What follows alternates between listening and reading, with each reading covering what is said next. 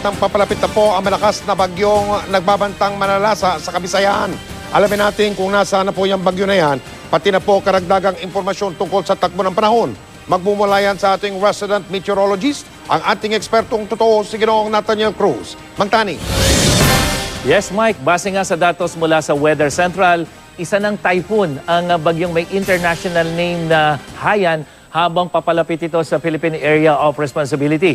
Namataan ito mahigit 2,000 kilometers dyan sa may silangan ng Mindanao. At sa storm track ng Weather Central, sa Huwebes ito posibleng pumasok ng Philippine Area of Responsibility o PAR at tatawagin nga itong bagyong Yolanda, ang pang-24 na bagyo sa ating bansa ngayong 2013. At sa Biyernes, inaasahang magla-landfall ito o tatama sa kalupaan dito sa may Eastern Visayas. Kaya ngayon pa lamang po, nagbababala na po kami sa mga kapuso natin diyan sa Eastern Visayas dahil malakas na bagyo po ito at posibleng magdulot ito ng flash floods at landslides, lalo na doon sa mga lugar na nilindol nitong nakaraang buwan. Magtani, bukod sa silangan ng Eastern Visayas, saan pa po posibleng maramdaman ng epekto nitong malakas na bagyong ito?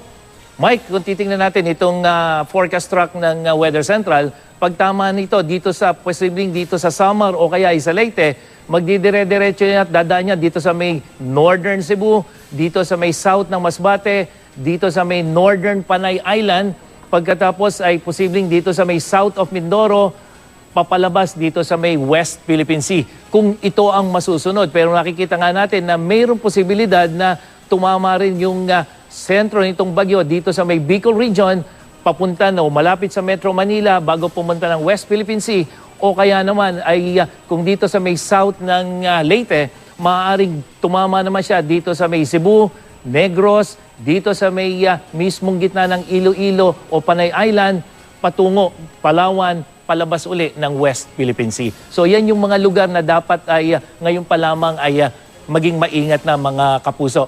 Samantala, namataan naman ng Pag-asa sa layong 250 kilometers sa may west-northwest ng Puerto Princesa ang low pressure area. Ito po yung bagyong Wilma na humina na pagkatapos tumama dito sa may Mindanao. Pero may kakayahan pa rin itong magdala ng mga pagulan dito sa probinsya ng Palawan. At makakaranas din ng maulap na papawirin na may hanggang katamtamang lakas ng ulan ang gitnang Luzon, Calabarzon at Mindoro. At posible rin po mga thunderstorm gaya ng mga pag-ulang naranasan natin kanina. At pati na rin dito sa Metro Manila, may chance ng pag-ulan po bukas ng umaga, bahagyang bababayan sa hapon, at mas mababa na yung chance ng pag-ulan pagdating ng gabi.